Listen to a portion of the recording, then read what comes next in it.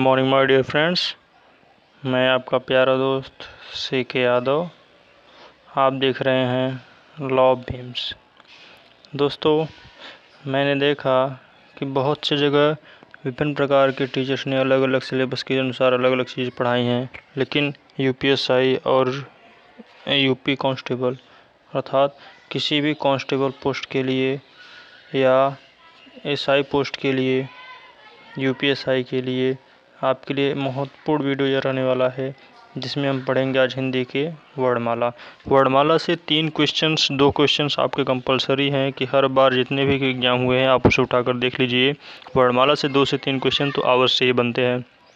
तो चलिए बिना समय गवाए अपने इस चैप्टर्स को, वर्णमाला चैप्टर्स को कंप्लीट करते हैं और प्रयास करेंगे कि इसे आपको अच्छे से अच्छा प्रोवाइड कर सकें।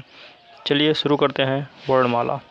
आप लोग जानते हैं कि जो वर्णमाला होता है यह लिखित भाषा की सबसे छोटी इकाई होती है। जो हमारे वर्ड होते हैं वो क्या होते हैं? लिखित भाषा की सबसे छोटी इकाई। और वहीं ध्वनि जो होता है वह हमारी ध्वनि भाषा की सबसे छोटी इकाई मानी जाती है। मतलब यदि भाषा की सबसे छोटी इकाई बोलेंगे तो क्या कहा जाएगा? ध्वनि। और यदि लिखित भाषा की बोली जाएगी तो वहाँ क्या होगा? वर्ड। ठीक है, तो क्या हुआ?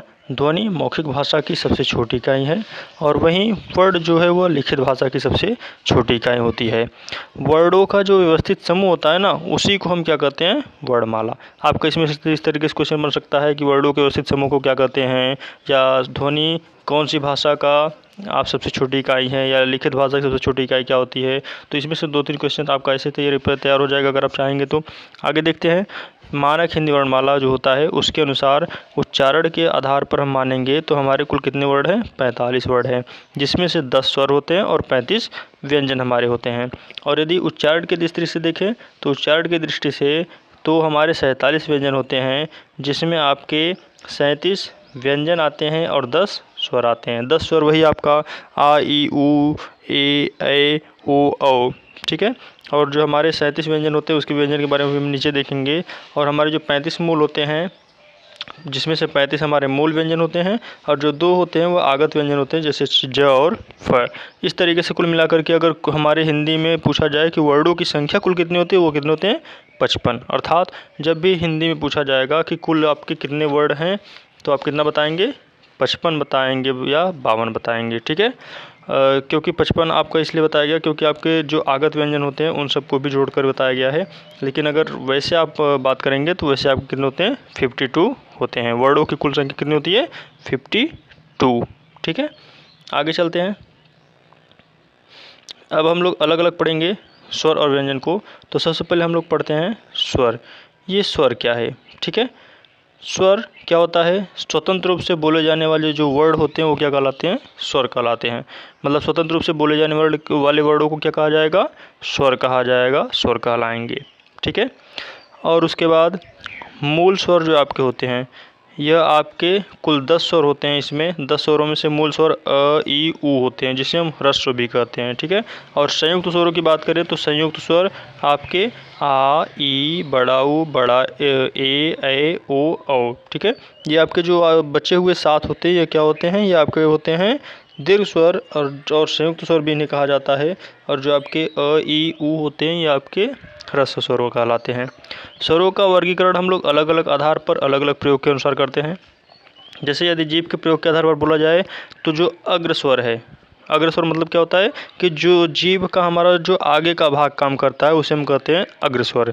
जैसे जिसमें देखिए ई, बड़ी ई, ए, ऐ, ये 4 वर्ड ऐसे होते हैं जिसमें हमारे जीभ का आगे का हिस्सा काम करता है, जिसे क्या कहा जाता है? अग्र स्वर। पश्च स्वर की बात करें तो पश्च स्वर वह स्वर होता है जिसमें हमारे जीभ का पिछला भाग काम करता है। जैसे बड़ा आ, बड़ा ऊ, बड़ा आ, ऊ, बड़ा ऊ, ओ, औ और आ जो जिसमें चंद्रबिंदी लगी होती है उसे कहते हैं। ठीक है, आगे बात करते हैं मुख द्वारा मुख विवेर के खुलने के आधार पर। जैसे मुख हम लोग खोलते हैं तो वो 2-4 प्रकार से खोलते हैं। कुछ प्रकार से हम लोग खोलते हैं 2 प्रकार से, और 2 प्रकार से क्या करते हैं? बंद करते हैं। तो पहला है विवृत। विवृत में क्या होता है बेटा? जिसमें मुंह पूरा खुला रहे उसे कहते हैं विवृत। अर्थात जैसे हम लोग आ वर्ड बोलते हैं आप लोग, तो आ बोलने पर क्या होता है? हमारा मुख पूरी तरीके से खुला होता है, तो उसे हम क्या कहते हैं? विवृत। ठीक है, आगे पढ़ते हैं। विवृत के बाद दूसरा है अर्धविवृत। अर्धविवृत क्या होता है बेटा? अर्धविवृत वह होता है जिसमें उच्चारण में क्या हो, हमारा मुख का द्वार आधा खुलता है। आधा खुलने का मतलब है कि थोड़ा सा ही खुले, जैसे अ, ए, औ, आ। ठीक है, ये 4 वर्ड ऐसे हैं जो इसमें क्या होता है, हमारे मुख के द्वार आधे ही खुलते हैं। अर्धसमृत की बात करें तो मुख द्वार जिसमें आधा बंद रहे, जैसे ए, ओ, इसे क्या कहते हैं? अर्धसमृत। और समृत की बात करें तो जिसमें लगभग हमारा मुख बंद ही रहे, जैसे ई, बड़ी ई, छोटा ऊ और बड़ा ऊ। अब ओठ की स्थिति के आधार पर देखते हैं, तो ओठ की स्थिति के आधार पर आवृतमुखी, जिन स्वरों के उच्चारण में ओठ गोलाकार नहीं होते उसे हम क्या कहते हैं? आवृतमुखी, जैसे अ, बड़ा आ, बड़ी ई, छोटी ई, ए। और अवृतमुखी में क्या होता है? वृत्तमुखी में ओठ हमारे वृत्त के आकार के बन जाते हैं, जैसे ऊ, बड़ा ऊ, ओ, औ और आ। ठीक है, आगे देखते हैं। हवा जब हमारे नाक से बाहर निकले उसके आधार पर हम कितने भागों में बांट सकते हैं? तो ये हमारे 2 भागों में होते हैं। एक होता है निरानुनासिक। निरानुनासिक क्या होता है बेटा? हवा केवल जब मुख से निकलती है तो उसे हम कहते हैं निरानुनासिक, जैसे अ, बड़ा आ और ई। और अनुनासिक में क्या होता है? अनुनासिक में जब हवा मुख के साथ साथ नाक से भी निकले वो क्या होता है? अनुनासिक, जैसे कि आ, ई और बड़ी ई। सभी जो स्वर होते हैं, एक सबसे मोस्ट इम्पॉर्टेंट बात कि जितने भी हमारे स्वर होते हैं सब क्या होता है बेटा? सब सघोष ध्वनियाँ होती है। क्या होती हैं? सघोष ध्वनियाँ। आगे बात करते हैं व्यंजन के बारे में। आप इसके लिए टेंशन मत लीजिए, अभी हम लोग इसका रिवीजन के लिए हम लोग अभी टेस्ट हल करेंगे, क्वेश्चन पेपर हल करेंगे, जिसके तहत हम लोग वर्णमाला को अच्छे से देखेंगे, जो आपके बोर्ड एग्जाम के लिए काफ़ी हेल्पफुल साबित होगा। आगे देखते हैं व्यंजन। व्यंजन क्या होता है बेटा? व्यंजन क्या होता है? व्यंजन स्वरों की सहायता से जो बोले जाते हैं उसे क्या कहते हैं? व्यंजन। और व्यंजनों की कुल संख्या कितनी मानी जाती है? 33। ठीक है, कितनी मानी जाती है? 33। जब कोई भी व्यंजनों की संख्या पूछेगा तो कितना बताना है हमें? 33 बताना है, ना कि 36। ठीक है, कितना बताना है? 33 बताने हैं। आगे बात करते हैं व्यंजनों का वर्गीकरण कैसा होता है। तो देखिए, आप लोग पढ़े होंगे कि हमारा सबसे पहला व्यंजनों का वर्गीकरण में आता है स्पर्शी व्यंजन। कौन सा व्यंजन? स्पर्शी व्यंजन। स्पर्शी व्यंजन क्या होता है बेटा? स्पर्शी व्यंजन में जिसमें आपका कंठ से बोले जाने वाले वर्ड, तालु से बोले जाने वर्ड, मूर्धा से बोले जाने वाले वर्ड, दांत से और होठ से बोले जाने वर्ड शामिल होते हैं। इसमें क्या होता है? इसमें कंठ से बोले जाने वाला वर्ड होता है आपका क वर्ग, जिसमें आपके क, ख, ग, घ, अंग तक होते हैं। इसमें सबसे बड़ी बात होती है कि सघोष और अघोष की। तो आप लोग सघोष अघोष में ध्यान रखिएगा, पहला और दूसरा वर्ड जो होता है वो आपका अघोष होता है, और तीसरे से लेकर के लास्ट तक का क्या होता है?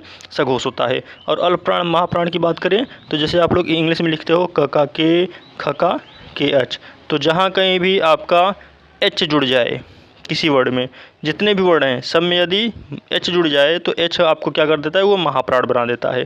ठीक है, तो जहाँ कहीं भी आप लोग ऐसे निकाल लीजिएगा, किसी भी वर्ड का यदि एच जुड़ देते हैं साथ में तो क्या हो जाएगा? महाप्राण हो जाएगा। और यदि एच नहीं जुड़ा है तो अल्पप्राण। ठीक है, आगे देखते हैं तालव व्यंजन। तालव व्यंजन जो तलवे से बोला जाए, जिसमें च वर्ग आता है, च से लेकर इ तक।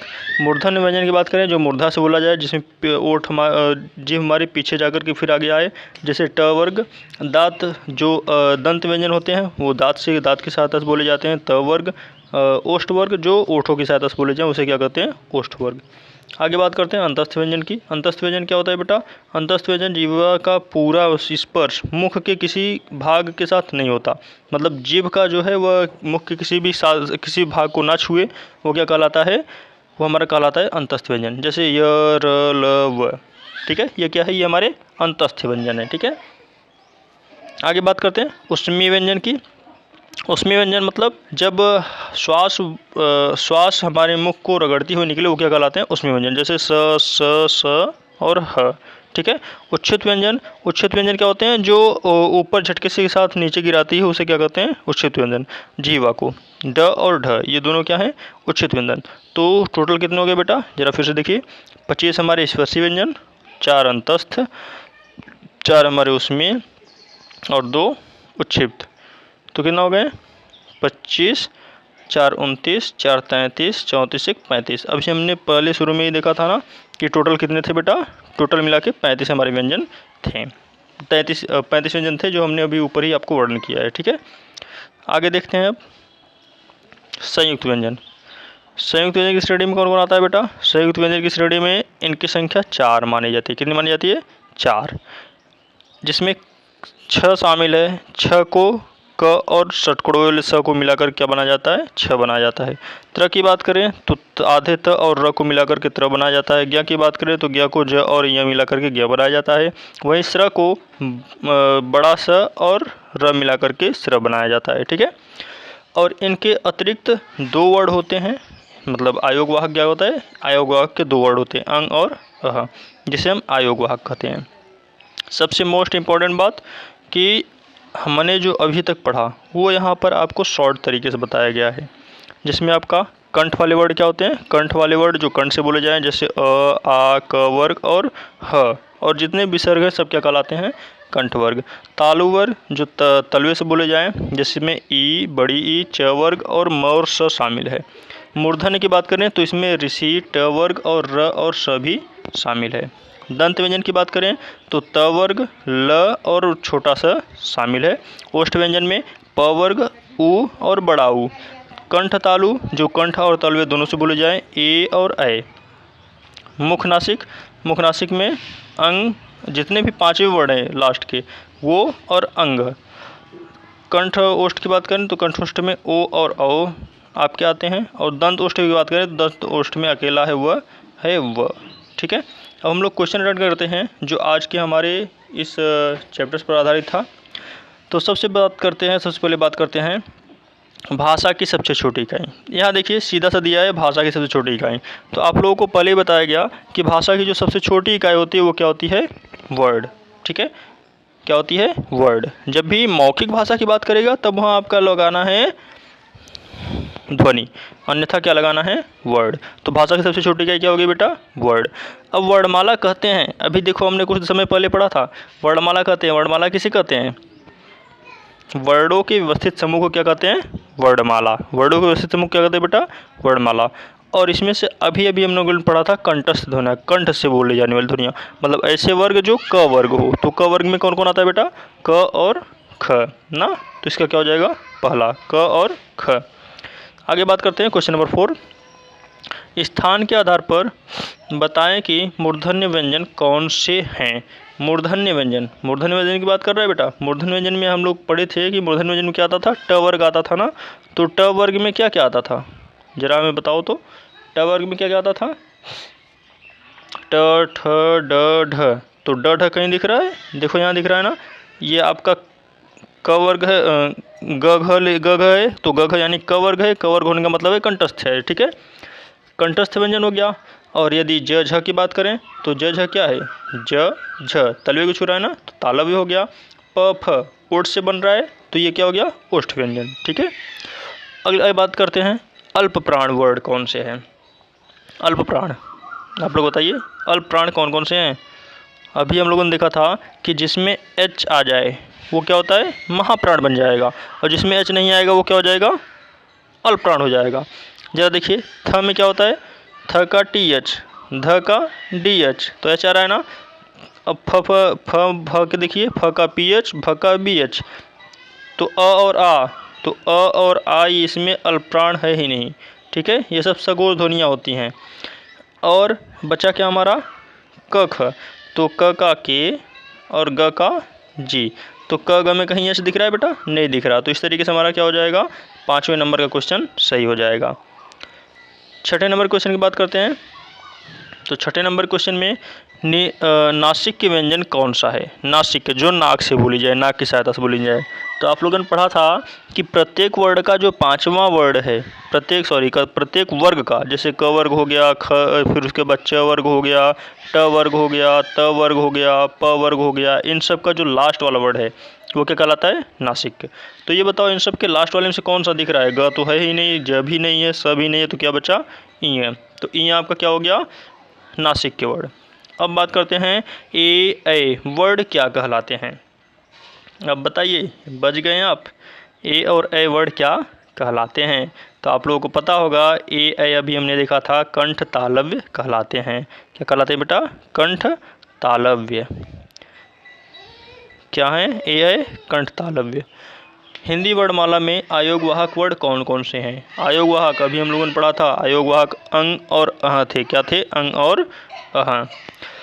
निम्न में बताइए किस शब्द के द्वित व्यंजन हैं? मतलब कौन सा ऐसा शब्द है जिसमें दो व्यंजन हैं? जरा बताइए तो, किस शब्द में दो व्यंजन है बेटा? 9वां नंबर,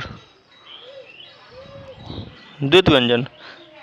यहाँ देख रहे हैं आप दिल्ली, दिल्ली में द्वित व्यंजन दिखाई दे रहा है। दी ल है, फिर ल है, फिर बड़ी का मात्रा है, तो इसमें ल देख रहे हैं आप ना, ये दो बार व्यंजन शामिल हुआ है ना, तो इसे क्या कहते हैं? द्वित व्यंजन। मतलब ऐसा व्यंजन जो दो बार प्रयोग हो वो क्या कहलाता है? द्वित व्यंजन। समझ में आया? आगे बात करते हैं 10वें नंबर की। स स स ह कौन से व्यंजन है? बहुत ही सरल क्वेश्चन है। स स स ह कौन से व्यंजन हैं? तो इसे हम संघर्षी व्यंजन भी कहते हैं। क्या कहते हैं? संघर्षी व्यंजन, या एक और नाम है इसका, क्या बताया गया था बेटा? संघर्षी व्यंजन या ऊष्मीय व्यंजन। कौन सा व्यंजन? ऊष्मीय व्यंजन। संघर्षी व्यंजन कहते हैं या ऊष्मीय व्यंजन। ठीक है, अब क्वेश्चन नंबर 11 देखते हैं।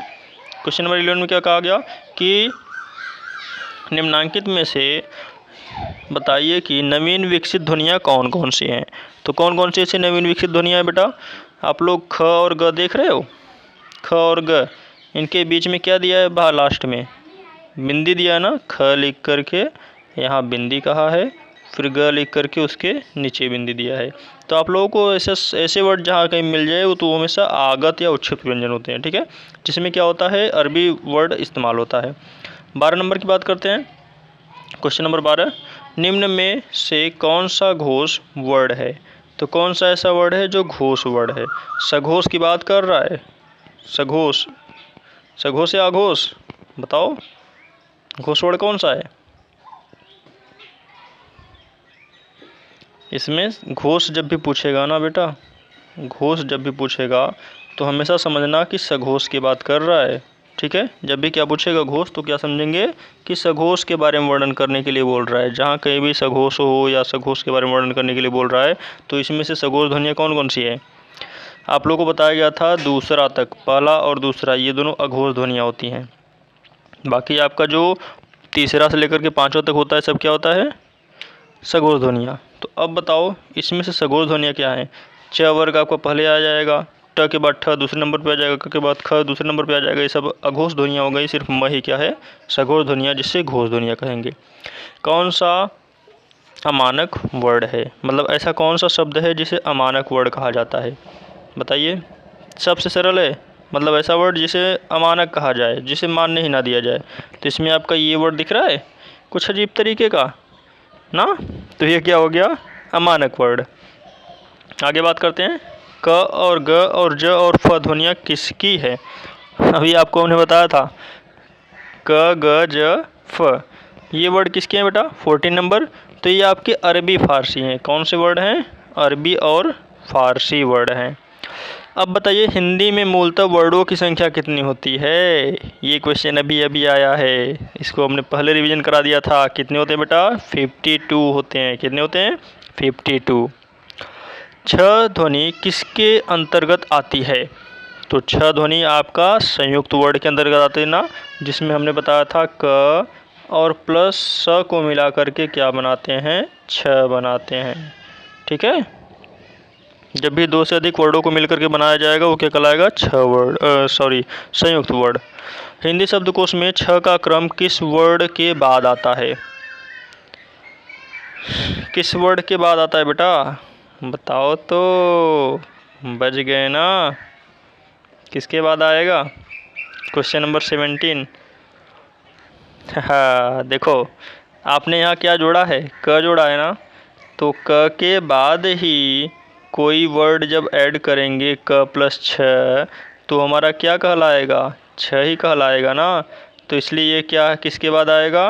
क के बाद आएगा, ना कि छ और त्र के बाद आएगा। ठीक है, इन सब के बाद नहीं आएगा। किसके बाद आएगा? क के बाद आएगा। ज्ञ वर्ड किन वर्डों के संयोग से बना है बताइए, बहुत ही इंपॉर्टेंट क्वेश्चन।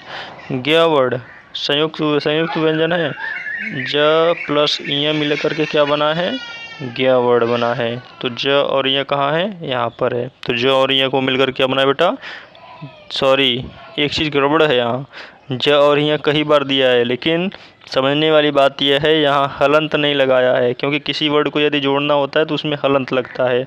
तो ये आपका इसके अनुसार ऑप्शन नंबर बी सही है, 18 का बी। ठीक है। अब अघोष वर्ड कौन सा है, सघोष की बात हो गई, अघोष के बारे में बताओ,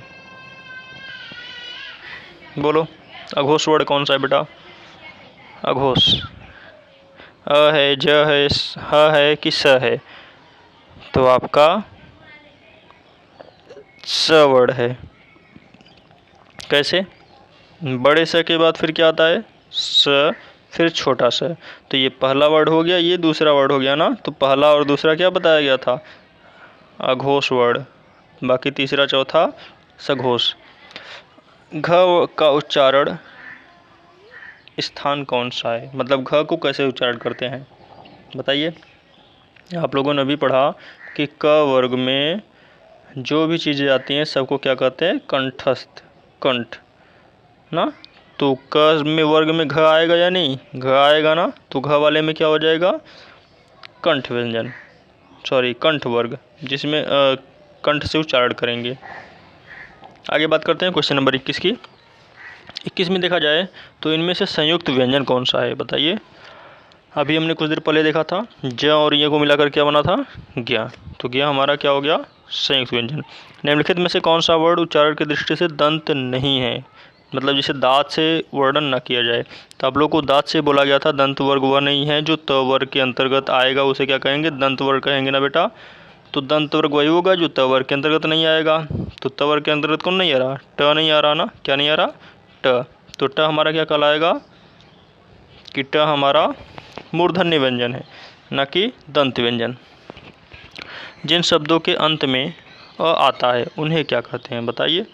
अ जब भी किसी शब्द के अंत में आएगा तो उसे क्या कहेंगे बेटा, उसे कहेंगे अकरांत। क्या कहेंगे, अकरांत, क्योंकि बिना अकरांत के कोई भी वर्ड पूरा नहीं लिखा जा सकता। तो जिन शब्द के अंत में अ आएगा उसे क्या कहेंगे, अकरांत। 6 वर्ड किसके संयोग से बना है, रिपीट क्वेश्चन किया है बताइए। 6 वर्ड किसके संयोग से बना है। तो आप लोगों को अभी कुछ देर पहले बताया गया था कि क और षटकोण वाले स को मिलाकर क्या बना है, 6 बना है। तो 24 नंबर का क्या है, ए 6। हिंदी वर्णमाला में स्वरों की कुल संख्या कितनी होती है, अब बताइए। यहाँ थोड़ा सा प्रॉब्लम क्रिएट करेगा आप लोगों के लिए। क्वेश्चन नंबर 25 कितनी होती है बेटा, हिंदी वर्णमाला में स्वरों की कुल संख्या कितनी होती है। स्वरों की कुल संख्या कितनी होती है, 13 होती है। कितनी होती है बेटा, 13। जब भी कुल की बात करेगा तो हम टोटल संख्या बताएंगे, ना कि मूल स्वर। निम्नलिखित में से कौन सा स्वर नहीं है, तो आप लोग को साफ दिख रहा है, स्वर तो आता ही है 13 ठो। तो क्या नहीं है बेटा, हमारा कौन सा स्वर नहीं है, यह हमारा कोई स्वर नहीं है। निम्नलिखित में से ट वर्ग नहीं है, ट वर्ग कौन सा नहीं है, आपको ये घ दिख रहा है, ये घ किस में आता है, क वर्ग में आता है ना। तो ट वर्ग नहीं है। हिंदी वर्णमाला में व्यंजनों की संख्या कितनी मानी गई है, ये बताओ, ये इंपॉर्टेंट क्वेश्चन है 28 का। तो 28 का क्वेश्चन बहुत ही इंपॉर्टेंट है। हिंदी वर्णमाला में वर्डों की संख्या कितनी है, 33। आपको दो बताया गया था, आगत मिला करके 35 हो जाते हैं। तो वर्णमाला में व्यंजनों की संख्या कितनी है, 33, और वर्णमाला में स्वरों की संख्या कितनी है, 13। आगे बात करते हैं 29 नंबर। निम्नलिखित में से कौन सा पश्च स्वर है, मतलब जिसे पीछे की तरफ से बोला जाए, जिसमें हवा हमारे पीछे जाए, जिह्वा पीछे की तरफ जाए। आ है, ई है, ज है कि ढ है। हाँ पढ़िए एक बार, ढ ना, किस किस का ढ है, ढ तो बिल्कुल गलत है बेटा। आपका इसमें आ जाएगा आ। आ क्या होता है, हमारी हवा पीछे की तरफ जा रही है ना, तो क्या हो जाएगा, आ हमारा हो जाएगा पश्च स्वर। क्या हो जाएगा, पश्च स्वर, क्योंकि स्वर पूछा है, ये याद रखिए, क्या पूछा है, स्वर, ना कि व्यंजन। ठीक है, यहाँ स्वर पूछा था। निम्नलिखित में से कौन आयोग वाहक है, आयोग वाक किसे कहते हैं बताइए। विसर्ग को कहते हैं, संयुक्त व्यंजन को कहते हैं, अल्पप्राण को कहते हैं कि महाप्राण को कहते हैं। क्वेश्चन नंबर 30, विसर्ग को क्या कहते हैं? आयोग वाक। अभी हम लोगों ने देखा था ना, विसर्ग में कौन है? दो दो अंग और तो वो क्या कहलाते हैं? आयोग वाहक। छ की बात करें तो छ व्यंजन छ ध्वनि का उच्चारण स्थान क्या है? छ ध्वनि च छ च छ च छ। दंत का प्रयोग कर रहे हो कहीं कहीं कि ताले का प्रयोग कर रहे हो? दंत वर्ग में त वर्ग आता है बेटा, और तालव्य में च वर्ग आता है, जिसमें आपका छ उत्तर होगा। निम्नलिखित में से एक संयुक्त व्यंजन नहीं है। कौन सा संयुक्त व्यंजन नहीं है बताओ? छ नहीं है, स नहीं है, त्र नहीं है कि ज्ञा नहीं है? स नहीं है, क्योंकि ये क और स से मिलकर बना है, ये त और र से मिलकर बना है, ये ज और य से मिलकर बना है। तो आपका संयुक्त व्यंजन कौन सा नहीं है? स नहीं है। तालव्य व्यंजन के बारे में पूछा है, जो तलवे से बोले जाए, तो बताओ तालव्य व्यंजन कौन सा है? च छ ज झ य, यही होगा ना, क्योंकि अभी हमने कुछ देर पहले देखा था। तालव्य व्यंजन कौन सा है? तो च छ ज झ य। ट वर्ग आप लोगों को बताया गया मूर्धन्य व्यंजन है, त वर्ग दंत व्यंजन है, प वर्ग ओष्ठ व्यंजन है। ठीक है। य र ल व किस वर्ग के व्यंजन हैं? य र ल व। तो कहीं ना कहीं इसमें आप देख रहे हैं कि जो आपकी हवा है वह अंदर की तरफ जा रही है ना, तो इसे क्या कहते हैं? अंतस्थ व्यंजन। अनुनासिक का संबंध होता है किससे होता है? अनुनासिक का संबंध किससे होता है बेटा बताओ तो? अनुनासिक का संबंध केवल मुख से, केवल नाक से, नाक और मुंह दोनों से, या इनमें से कोई नहीं? 35, तो नाक और मुंह दोनों से होता है। ठीक है, उसे क्या कहते हैं? अनुनासिक। अनुनासिक में क्या होता है बेटा? नाक और मुंह से दोनों होता है। अनुनासिक व्यंजन कौन कौन से होते हैं बताओ? प्रथम अक्षर, वर्ग अक्षर तृतीया, वर्ग अक्षर चतुर्थार्थ, या वर्ग अक्षर पंचमार्थ? पंचमाक्षर। तो कौन सा होता है? आप लोगों को बताया गया था कि अनुनासिक जिसे नाक से बोला जाए तो हमेशा क्या होता है? हमेशा 5वां वर्ड होता है ना, सॉरी कौन सा वर्ड होता है? 5वां, पंचमाक्षर। हिंदी वर्णमाला में स्वरों की संख्या है, फिर से क्वेश्चन रिपीट किया है, कितनी है? हिंदी वर्णमाला में स्वरों की संख्या क्या है? 13 नहीं दिया है ना, तो क्या बचा? 11। ठीक है, वो आपके ऑप्शन पर डिपेंड करेगा कि 11 लगाएंगे कि 13। ठीक है, आज के लिए इतना ही। आप देख रहे थे CK यादव के साथ लॉ बीम्स। अब हम सब लोग प्रारंभ करने वाले हैं यूपीएसआई और यूपी कांस्टेबल की वैकेंसी आ गई है, इसलिए हम लोग इन सब चीज़ों के बारे में अच्छे से अटेंड करते हुए चलेंगे, ताकि हमारी प्रिपरेशन अच्छे से होती चले। ओके, अगर अभी तक आपने हमारे चैनल को सब्सक्राइब नहीं किया तो लाइक करिए, शेयर करिए और ज़्यादा से सब्सक्राइब करिए, ताकि हमारे चैनल की नोटिफिकेशन सबसे पहले आपको मिले। धन्यवाद और अपना प्यार भरा स्नेह दीजिए।